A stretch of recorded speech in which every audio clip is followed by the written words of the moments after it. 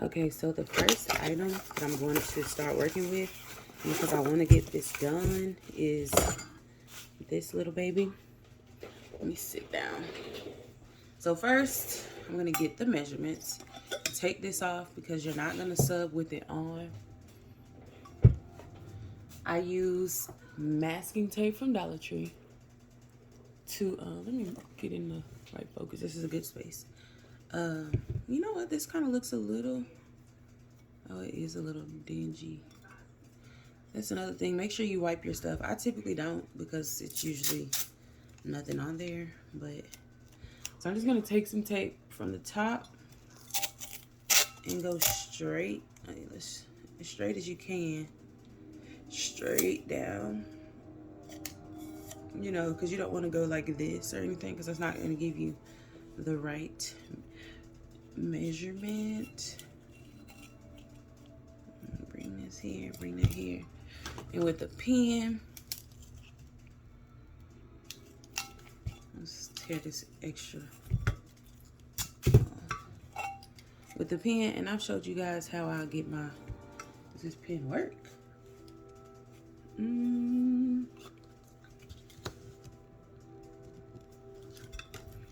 With the pen,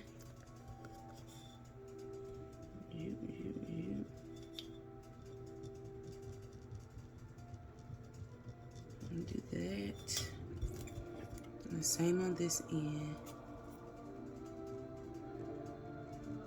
And I go a little bit past the curve. The goal is to get it exact and not have to do anything else.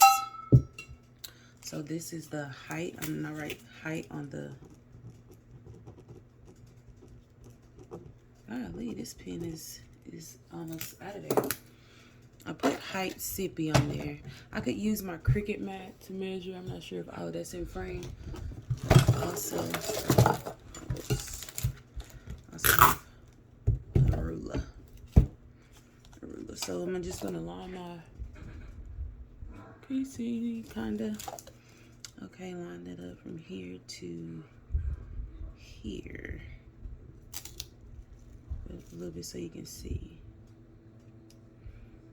So I would say I just do about 5. Let me see.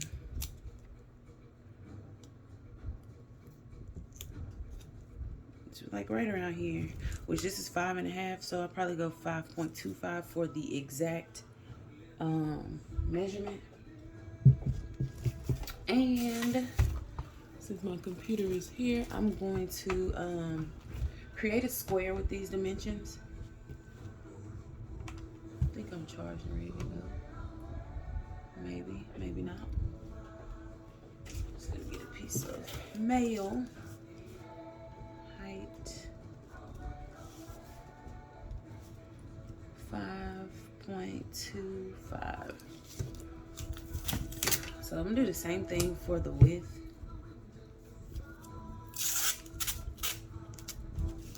And you kind of just want to make sure you're going like in a straight line.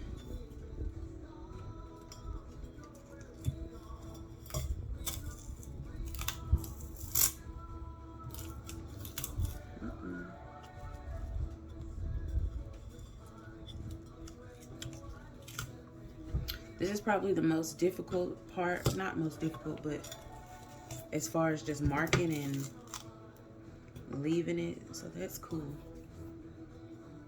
And I'm gonna fold it back here. Fold it, and that's where I'm gonna put my mark.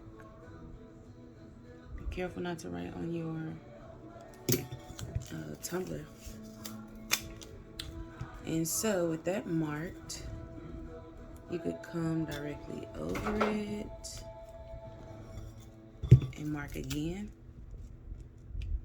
And that will give you the full width. So boom. Tearing both ends off. So I'm gonna start right here at this edge, because it'll probably be easier for you guys to see too. So boom and boom. This is about 9. It's 9. Okay.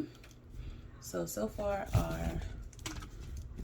width, sippy, because if I forget or anything, I have these little things around for a little while. So 9 inches width. Okay, so I got those measurements done. Okay, so this is my image fresh off the printer. I don't immediately cut, just the image out, but obviously if you do it right, and I don't know why I don't just have confidence and do that from the beginning, but I like to double check to make sure that I have just enough of a printed area to cover my entire cup and to also have a little leeway on top and bottom. Now, when it comes to the width, you really try to get as close as possible to exact, because if you have overlap, it will still transfer onto your tumbler. But right here, I got it pretty close. You can have literally just like a sliver, or, I mean, honestly, the closer you get to perfect, the better. I wipe this off because with the microfiber towel, because you don't want fingerprints, lint, etc. So just like the same reasons that you lint roll your t-shirts, I don't do that, but for those reasons, that's why you use a microfiber towel to wipe things off. Like if you have oil on your hands, lotion, stuff like that, you want to make sure none of that is a barrier between your image and your cup. So burrito style, as tight as possible, you can tack it. Usually I just hit a small tack, but I went for it because this cup really isn't that big. I was able to use one piece of tape to just go for what I know along the whole seam.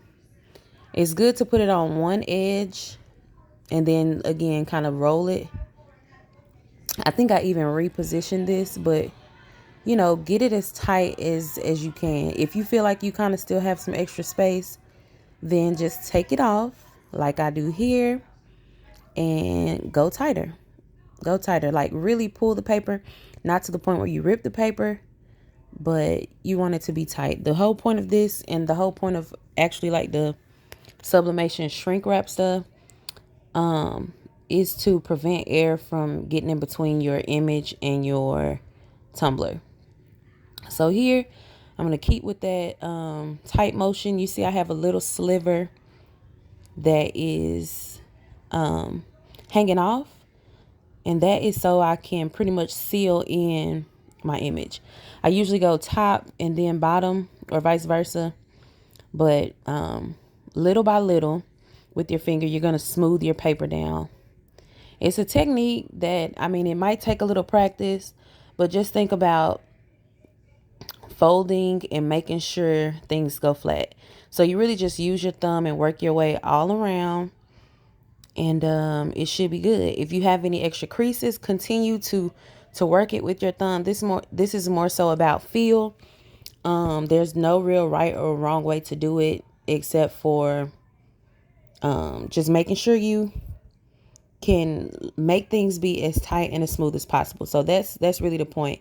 After you practice this for a while, and if you see some edges poking out, just press them down. Press them down.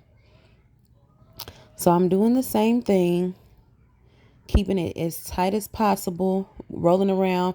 I do let it overlap, like ever so slightly, so that this whole thing can be covered. So you want to give the impression of the shrink wrap stuff without spending all that extra money on it, okay? This masking tape is from Dollar Tree. It's $1.25. And I just take that and work it all the way up. There's nothing really special about that, so I won't have you looking at each point, but if you see creases, you flatten them out. If it's looking like you're about to get some creases, then you can just pull it up and replace it, right? Keep doing that all the way to the top until you get to the point where you have to do the same with a little piece hanging off, and like how we did the bottom, basically. I don't have a name for it really, other than wrapping it.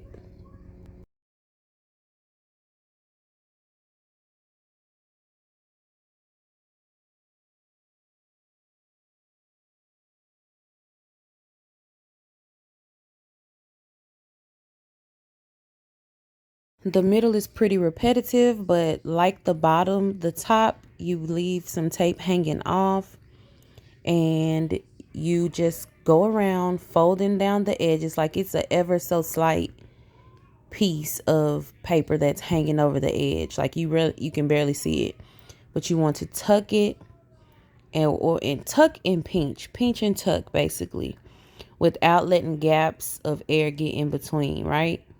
So you just keep going, smoothing it out. You're going to use your thumb like you did on the bottom, and then you're ready to put your cup in the oven.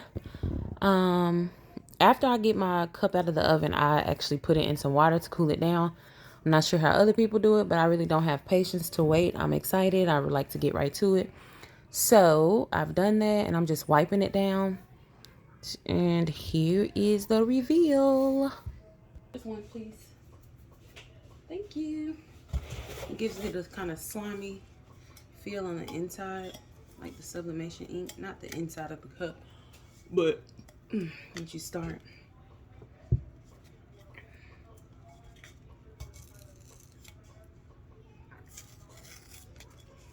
Uh-oh, it's looking good, baby.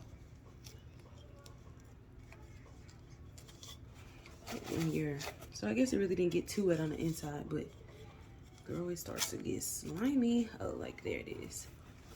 Slimy. It's just the feel of the ink. Now this looks like a perfect cup to me.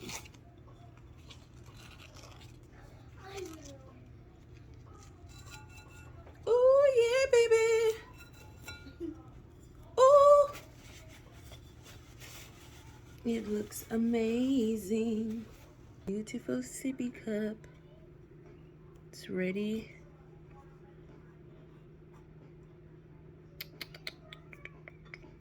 I hope Charlie loves it.